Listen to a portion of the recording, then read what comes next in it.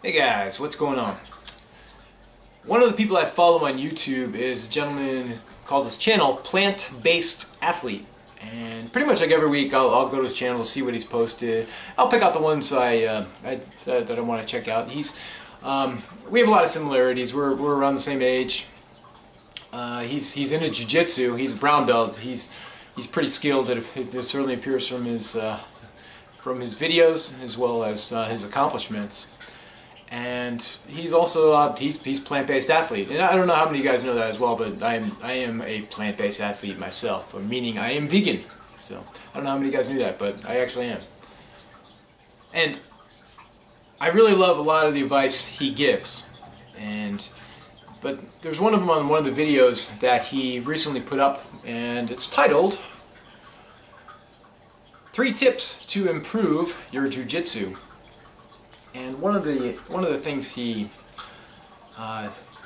speaks about is an example of, if you have, say, 10 hours in a week to train, you should dedicate all of those 10 hours to Jiu-Jitsu. And I know anyone that's you guys that have seen my previous videos, I just don't think that is good, like, blanket advice for all practitioners of our sport. I mean, this is something that probably works well for him, and you know, he has a really good physique, and he looks great. His game looks great as well. He seems very quick. He's athletic. He's very skilled. You can see he's definitely up on everything jiu-jitsu. He doesn't look like he really has too many holes in his game. What worked for him, it's undoubtedly would not have worked for me. The one great thing about jiu-jitsu, when I started, it helped expose a lot of weaknesses that I had within my body. First and foremost, the endurance that I had. I guess I had decent endurance for other things. You know, I could play like pickup basketball and then can run for a couple of hours and those type of things. That was good with, but as far as conditioning for jiu-jitsu, it was absolutely horrendous. The big thing was it really exposed the chinks in the armor that I had.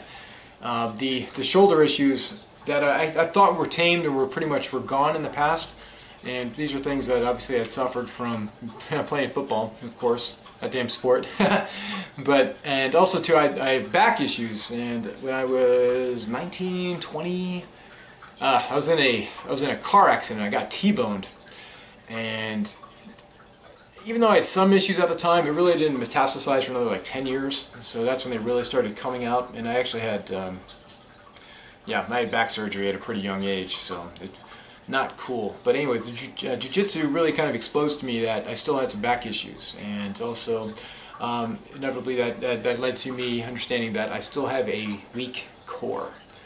Which is something, obviously, if you're going to succeed in jiu-jitsu, you have to make sure you have a strong core. And onto his example of, if you have the 10 hours of training per week, you should dedicate all 10 hours to jiu-jitsu. As far as myself, it's just, everyone has their set amount of time we're able to dedicate to training. And all training combined, that is. I'm talking whether it be jiu-jitsu, the strength training, and everything.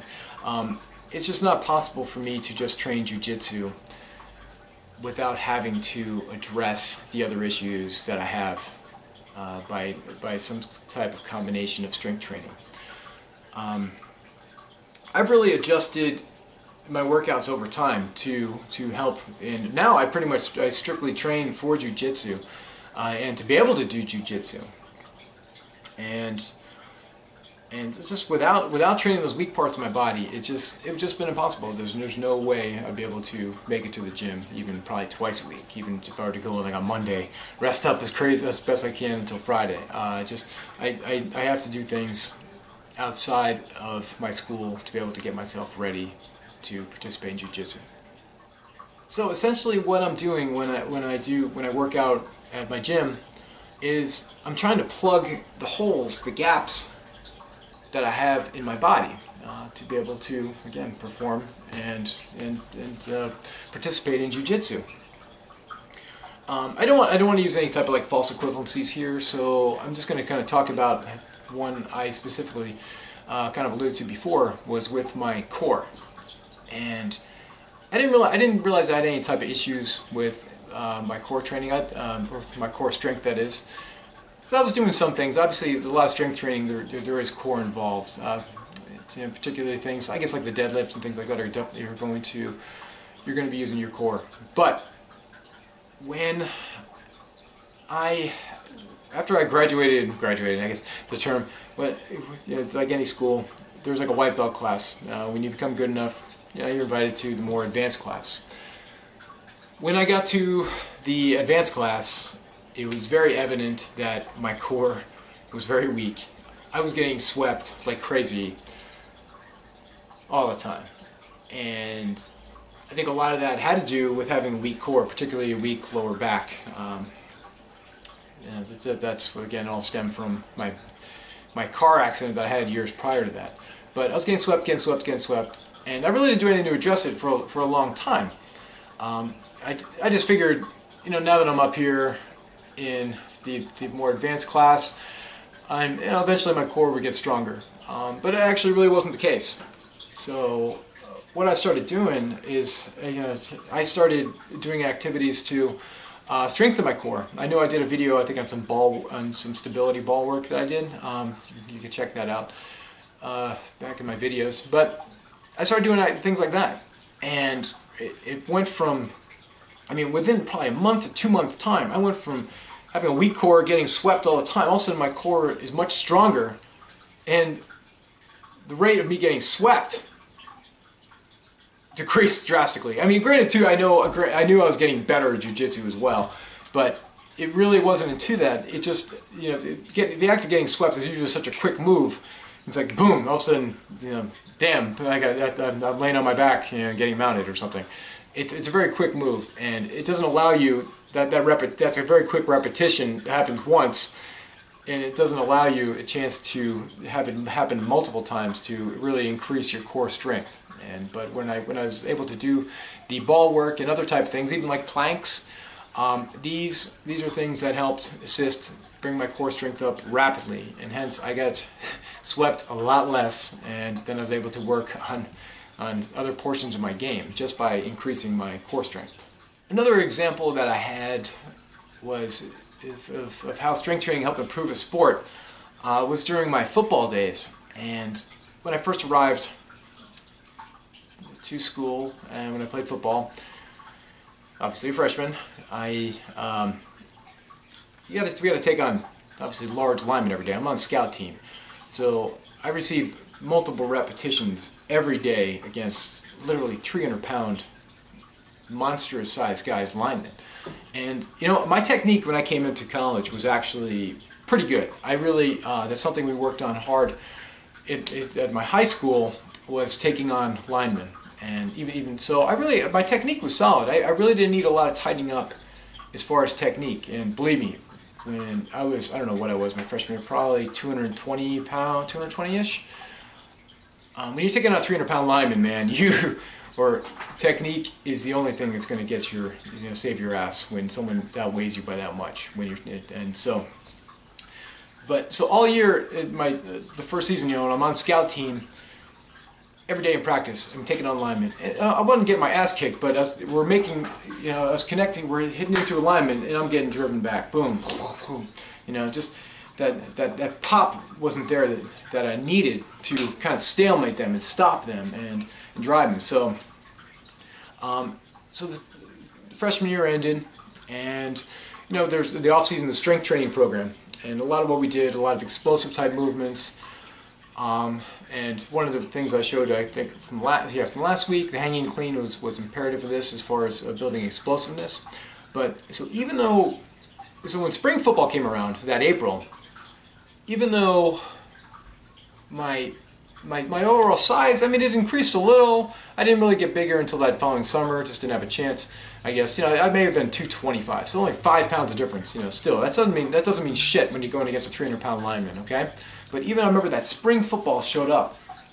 It's just like when from that off season of strength training, just January February, March, and then we're on to spring football.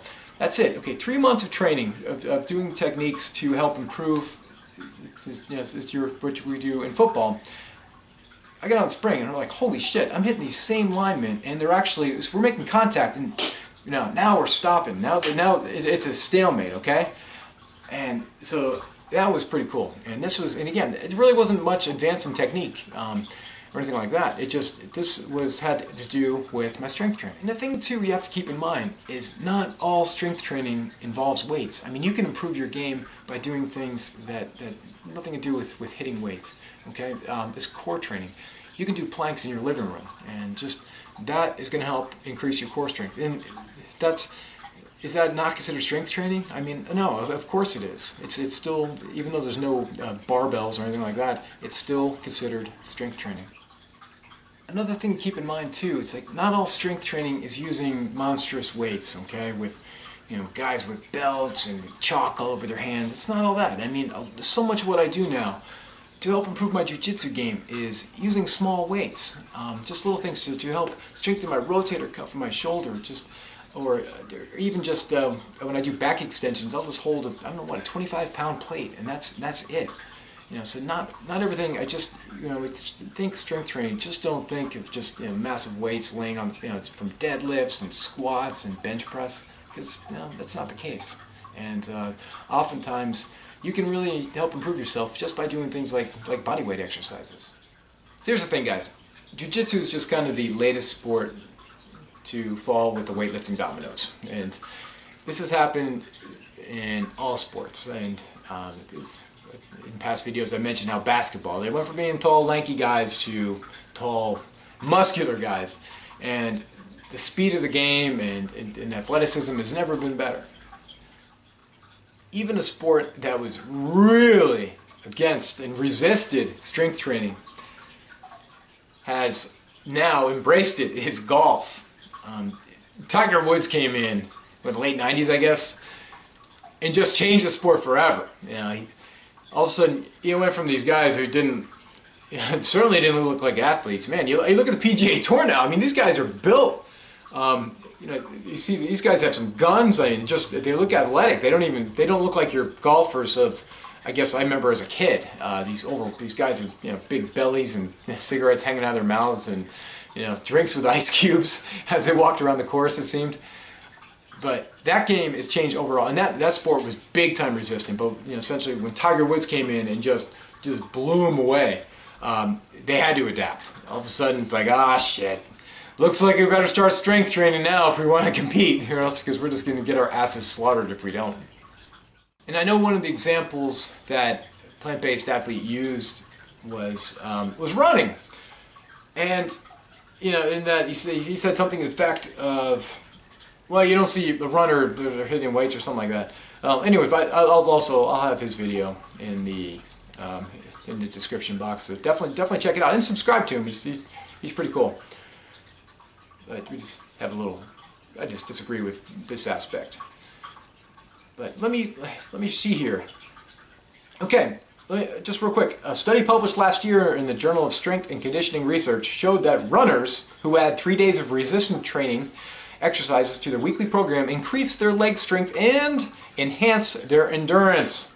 Obviously, runners with better endurance can run longer and burn more calories. You'll also be able to recover faster from those long runs because strength training makes your body more efficient at converting metabolic waste into energy. So there you have it, guys. I mean, even a sport like running, you think it has no connection to any type of strength training, but this article is just in this article. I guess it was that was from 2014. So this is something that's still pretty new. Guys, I do get it though. I mean, lifting heavy things suck. It's one of those things. It's obviously I'm certainly not trying to hide the fact. I love going to the gym. I love lifting and hitting the weights. But it's still, if someone asks me to help them move, yeah, I'll help you. But goddamn, I fucking hate it. Let's face it, lifting heavy things suck. But it's kind of weird. I know there's some irony involved in this. But you know, he asked me to go to the gym or something like that. Like, hell yeah, I'm there with you. You know, I can't wait to get there. But guys, if you have 10 hours a week, unless you really are, you know, exceptional specimen, and the plant-based athlete certainly may be, but man, even if you were to dedicate, say, one of those 10 hours per week that you have for training to strength training, more than likely it's going to help you improve your game. Okay, and I'm talking just like 2 half-hour strength training workouts a week, or you know, 3 20 minutes. And we're talking, you know, really getting after it, but you know, that's really all it can take to really help improve your game. And yeah, in the given year, yeah, you're missing an hour a week of jiu-jitsu, apparently, but I tell you, that can help you train better in all of your jiu-jitsu sessions if you help, you know, address those strength, any type of deficiencies that you may have with strength, or just injury prevention, or those type of things, or endurance for that matter. So as I mentioned, guys, I'm going to put Plant-Based Athlete's video in the description. Definitely check it out. I'll give him a follow as well. I mean, he puts a lot of great advice out there.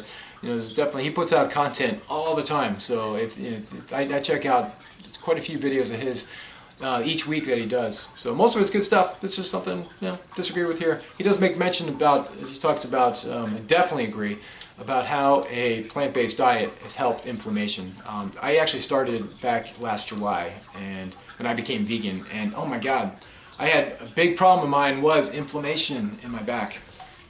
And it used to prevent me from training a lot, and I was always on anti-inflammatory drugs. And you know, I hate taking drugs. You know, any type. I don't do drug anymore. So, but anyway, my point is, he was so right about. He's right about that. And he's actually one of the people that helped, that I kind of found my way with this, and I've listened to as far as dieting goes, and someone it's you know, even though I just watch videos of his, it's kind of, he's almost as a consultant, but it's really helped with my inflammation that I had in certain parts of my body, my lower back and shoulders in particular, and I've been able to train ever since I went over to this.